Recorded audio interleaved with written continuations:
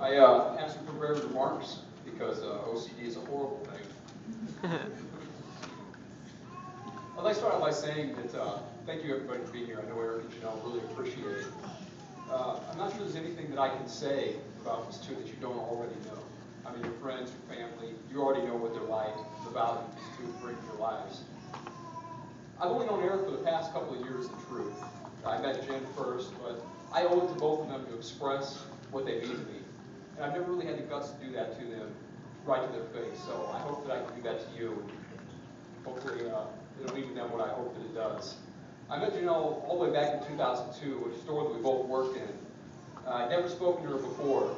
And then one day she walks up to me and she says, you want to hear a joke?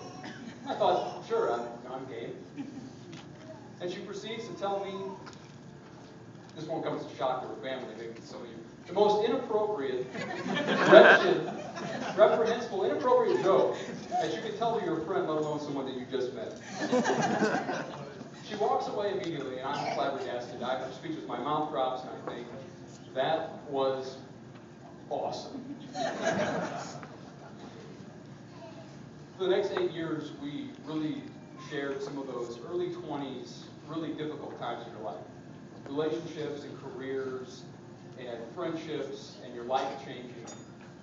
And during that time, there were time periods where, once again, Jenn might have been the most unstable person in my life, but she never ceased to be the most stable, consistent friend that I've ever had. And that won't come as a shock to you, I'm sure. There were some times when I can remember that the only thing that really mattered in the daytime was getting home at night, driving to her apartment, and seeing her open the door. That's what it meant to me. And over the years, I've come to know what's really important to her. Her friends, her relationship, her dedication to her work, Snoopy, and some shoe styles that I just do not understand. But alas, especially her family, definitely an exclamation point on that. I met Chris back when he was all but 13 years old, like 6'2" at the time. I mean, a really small guy.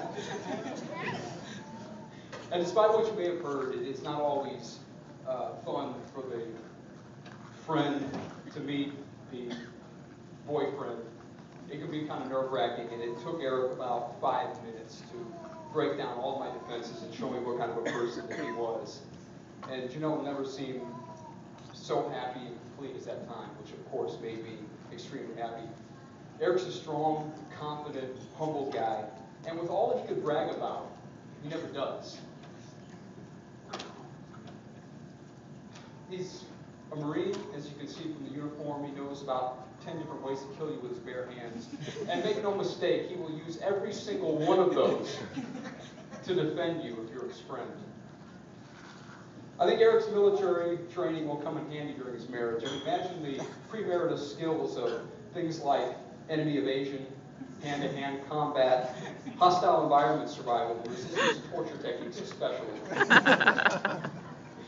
I may have the official best man title, but I assure you the best man in this room is sitting right here next to me. And since the night that I met Eric, I've never worried about Janelle, because I know that she's taken her rightful place at the center of someone's universe.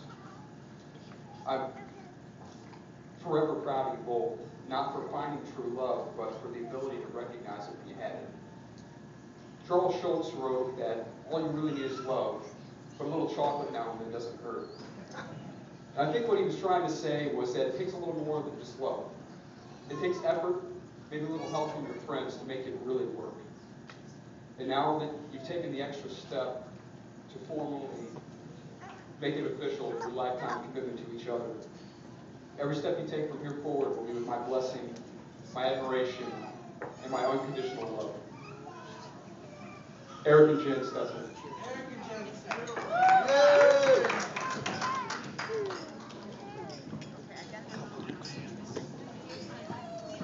You totally stole my speech.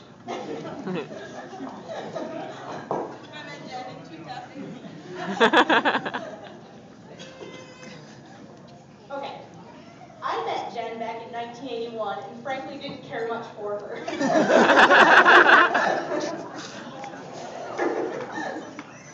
Pretty much all through high school, but then, college and everything, and then we got much closer, and I'm proud to say she's now my best friend.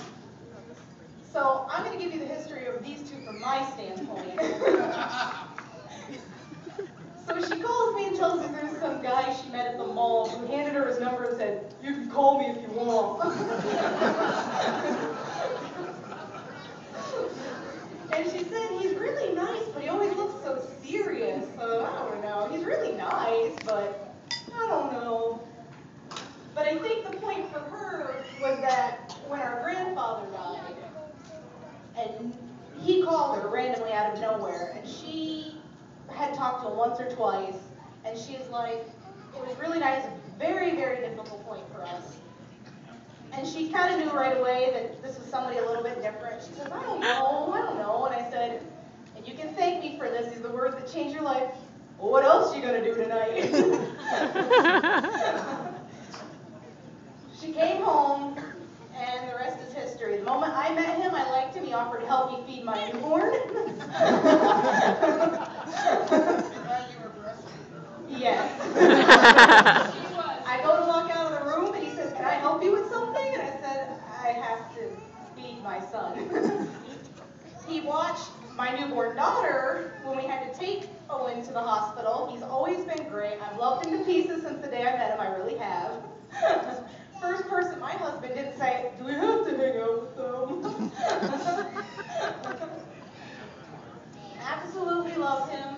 Couldn't ask for anything better for her, so I'll just say I'm going to steal from the speech she gave to me from a well-known poet named Kermit the Frog.